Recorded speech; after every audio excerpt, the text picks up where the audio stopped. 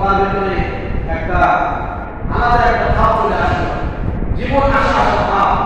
তার ভিতর থেকে একটা আওয়াজ আসতেছিল, যে আওয়াজটা গরুর মুখ আওয়াজ, লাউ খোয়ার গরুর আওয়াজ আসতেছিল, হাম্বা হাম্বা আওয়াজ আসতেছিল। তখন এই সামিরি এবং তার অনুসারীরা তারা বলল যে ইলাহু, এটাই তোমাদের খোদা, ওয়া ইলাহু মুসা, এটাই মুসার খোদা। সুতরাং তোমরা তারই ইবাদত করো, এই বাসুদের ইবাদত করতে কি করো, তাকে সাজদা করো। বাসুদের পূজা করা শুরু করে দিল, পূজা করা শুরু করে দিল। হারুন আলাইহিস সালাম মানব বললেন, নিষেধ করে যে শিরক করা মানে এটা শিরক করার কথা কেউ বলবো না, মানে না, সীমানা ভঙ্গ করলো, শিরকের মধ্যে লিপ্ত হয়ে গেল।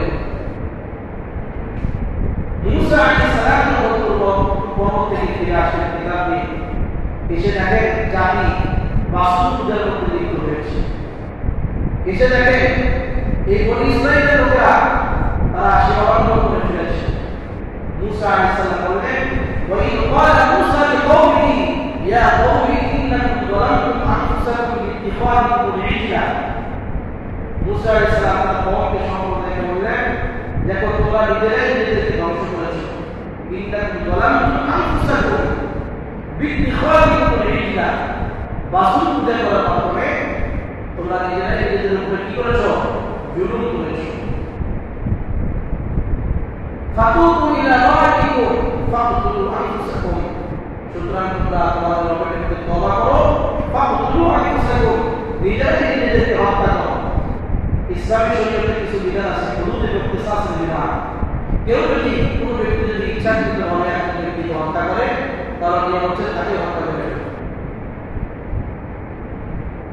মুসা আলাইহিস সালাম বলেন, ফাকতুলু আনফুসাকুম, তোমরা যেহেতু শিরক করেছো, পূজা করে ধ্বংস করেছো, তওবা করো আর নিজেরাই নিজেদেরকে হত্যা করো। শরীয়তে, ইসলামী শরীয়তে এমন কিছু বিধান আছে, তওবা করার পরে তাদেরকে পাথর মেরে পাথর নিক্ষেপ করে হত্যা করতে হয়। যদি বিবাহিত নারী পুরুষ জিনার মধ্যে লিপ্ত হয়, তাহলে আল্লাহ তাআলার আইনটি, আল্লাহ তাআলার ফায়সালা রজম, পাথর মেরে এদেরকে হত্যা করবে।